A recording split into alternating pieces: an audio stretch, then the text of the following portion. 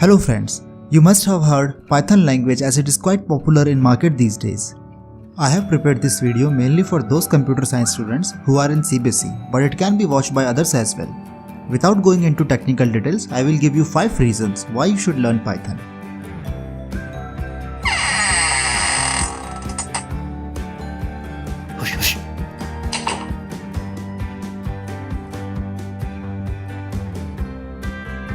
First of all, congratulations if you have taken computer science.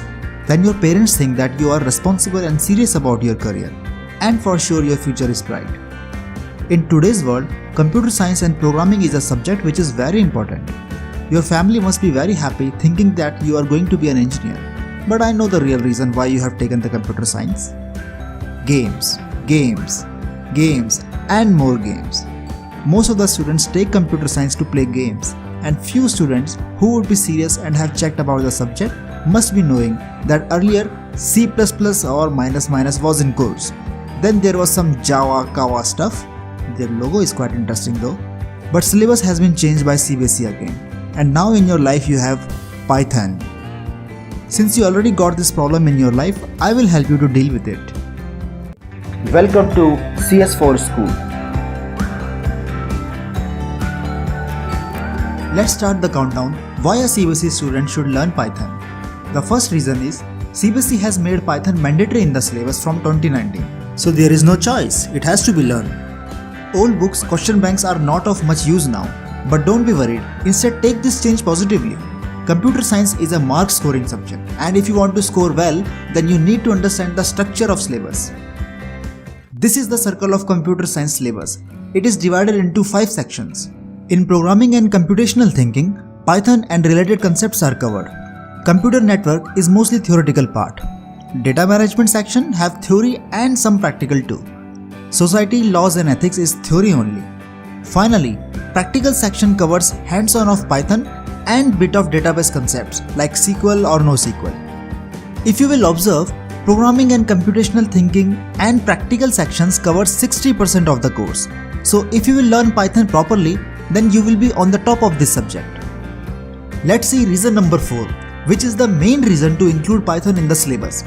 Right introduction or a proper start for any new concept is quite important. If the start is quite difficult and complex, then people end the journey even before starting. The same principle is applied to programming language too. That's why Python is introduced in school curriculum. Python is a very simple and easy language and it covers all important concepts as well. For example, control statements, function, file handling, object-oriented programming and lot more. Despite this, even a beginner can learn and understand it easily. Let's take a small example to check this out. We will see what does it take to print a hello world message in different programming languages such as C, C++ and Java. Same hello world message can be written in just one line in Python.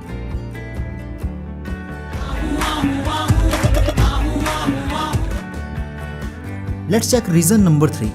Python is a high-level general-purpose language. It is not a specialized language for a specific use. Python is used for a lot of things by a lot of profiles.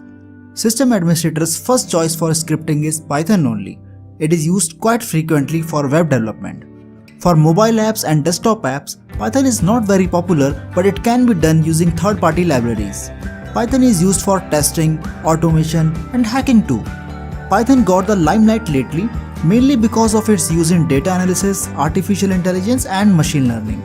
Whether it is data analysis for matchmaking or AI and machine learning for self-driving cars, Python is everywhere.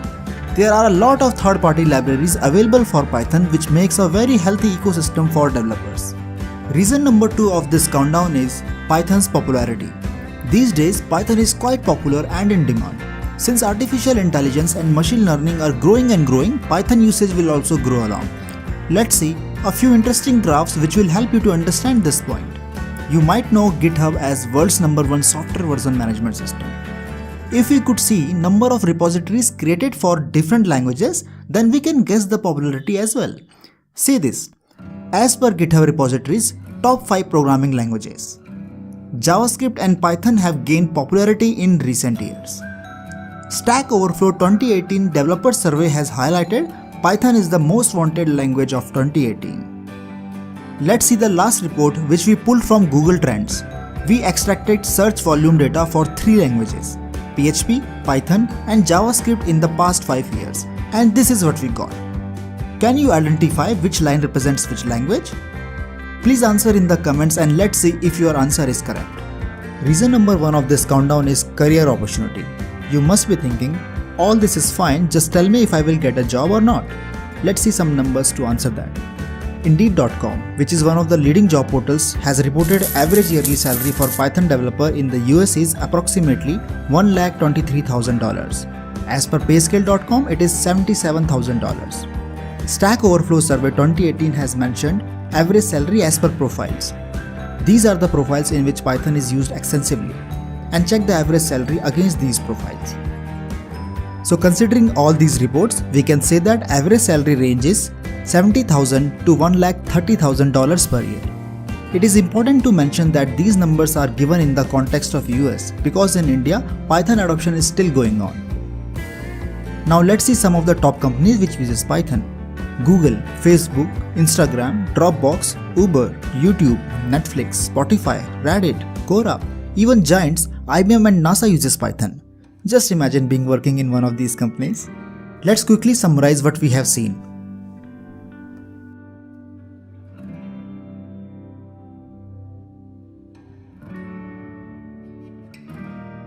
If you have watched this video till here, then I am grateful as this is one of my first videos. And it took me almost 600 years in making this. Anyway, I am a very experienced IT professional who loves to teach and guide young minds. I hope you like this one and now you need to take this forward. First of all, please like, share and subscribe. Then tell me what topics you want me to cover in future. And don't forget the question we asked, which line represents which language. See you soon. Till then, happy learning.